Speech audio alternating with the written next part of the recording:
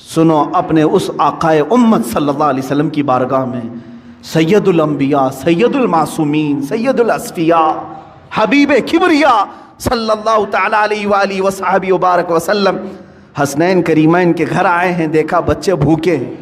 سیدہ نے کہا کہ ابا جان گھر میں کوئی چیز نہیں ہے، کھجور تک نہیں ہے بچوں کو کھانے کے لیے۔ حضور اکرم صلی اللہ علیہ وسلم نے کیا فرمایا؟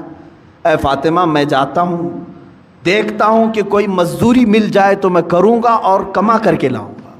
کون کہہ رہا ہے؟ اللہ کے حبیب صلی اللہ علیہ وسلم۔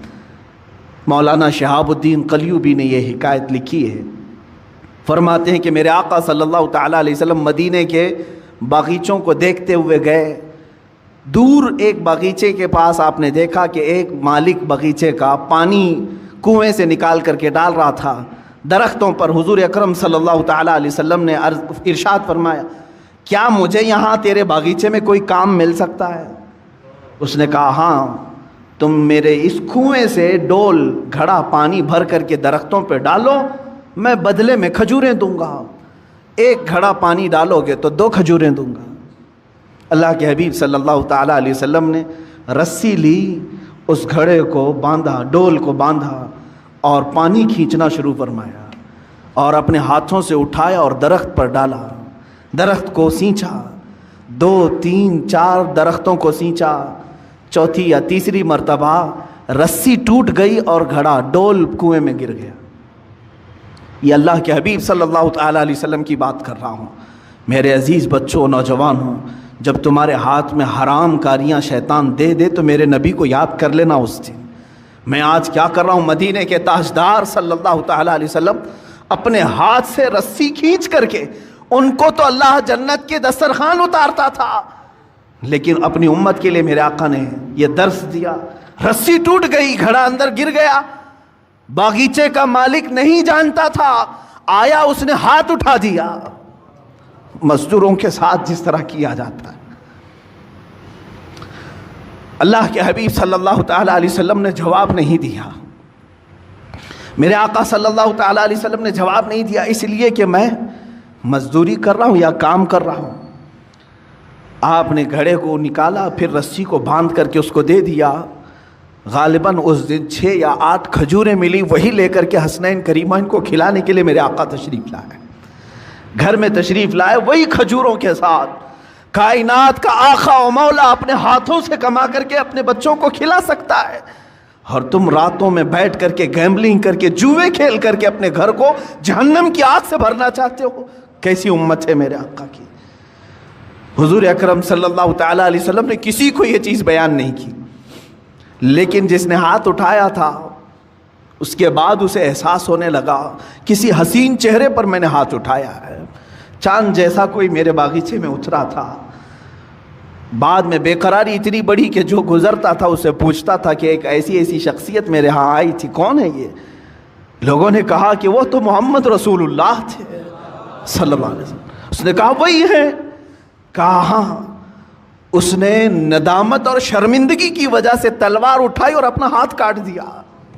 کہا مجھے اس ہاتھ کی ضرورت تھی، میں نے ہاتھ اٹھا دیا۔ اسی حالت میں وہ مسجد نبوی آیا، اللہ کے حبیب صلی اللہ تعالیٰ علیہ وسلم کے پاس شام کے وقت آیا، زارو قطار رونے لگا، مجھ سے گستاخی ہو گئی، میں نہیں جانتا تھا، ہاں میں نے کبھی یہ نہیں سوچا تھا کہ اللہ کا رسول باغیچے میں میرے آ کر کے ڈول سے پانی سینچے گا، پانی نکال کر کے درختوں پر ڈالے گا۔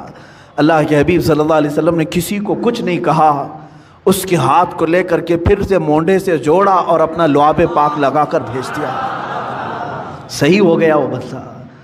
میں نے قلیوبی میں یہ بات پڑھی ہے، صرف اس لیے عرض کرتا ہوں آج بچوں کو، نوجوانوں کو، تم کو شیطان یہ راستہ دکھاتا ہے کہ تم جہنم کی آگ اپنے گھروں میں، اپنے برتنوں میں، اپنے پتیلیوں میں بھر دو حرام رزق سے، اور اللہ کا حبیب صلی اللہ تعالیٰ علیہ وسلم تمہیں یہ درس دیتا ہے، رسول کریم صلی اللہ علیہ وسلم تمہیں یہ راستہ دکھاتے ہیں کہ تمہارا گھر حلال کی برکتوں سے منور ہو جائے، تم کھاؤ نور پیدا ہو۔ جس کے گھر میں حلال رزق ہوتا ہے اس کو عبادتوں کا ذوق بڑھ جاتا ہے، اس کے سجدوں میں لذت زیادہ ہو جاتی ہے، وہ مسجد سے نکلنے کی خواہش کبھی نہیں کرتا، وہ اللہ کی بارگاہ میں ملاقات کی خواہشیں زیادہ کرنے لگ جاتا ہے۔ حلال جب جسم کے اندر نہ ہو تو پھر اس کے پیٹ میں غلاظتیں ہی زیادہ، افکار و نظریات خراب، پراگندہ اور ہمیشہ حرام کاری کرنے کی خواہشیں پیدا ہونے لگتی ہیں۔ سیم یہی مثال ہے کہ اس پیٹ میں تم غلاظت ڈالو گے، ہاتھوں اور پیروں سے غلیظ کام ہی ہوں گے۔ حلال لقمے ڈالو تو آنکھوں سے بھی نور چمکے گا، زبانوں سے بھی شہد ٹپکے گا، ہاتھوں اور پیروں سے بھی نیکیوں کے کام ہوا کریں گے۔ رزق کا بڑا اہم رول ہے اسلامی زندگی میں۔ اگر مسلمان اس کی توجہ نہیں کرتا تو میں سمجھتا ہوں وہ ظاہری مسلمان ہے، باطن میں جہنم کی آگ بھر رہا ہے، باطن میں دوزخ کی آگ بھر رہا ہے۔ سیدنا حبیب اعجمی رحمۃ اللہ تعالیٰ علیہ کے بھی متعلق یہی ہے، وہ سود کا کاروبار کرتے تھے، لیکن ایک دن ان کی بیوی نے دیکھا کہ گھر میں پتیلی رکھے ہیں، گوشت اور سالن چڑھا کر کے گئے، پکنے کے بعد دیکھا تو پوری کی پوری ہانڈی میں خون بھرا ہوا تھا، سود کی رقم تھی۔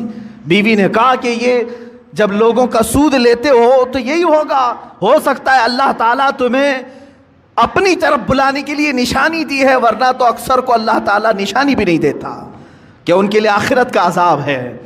تمہیں اللہ تعالیٰ ایک موقع دیا ہے۔ اسی دن وہ توبہ کر کے اپنے گھر سے نکل گئے۔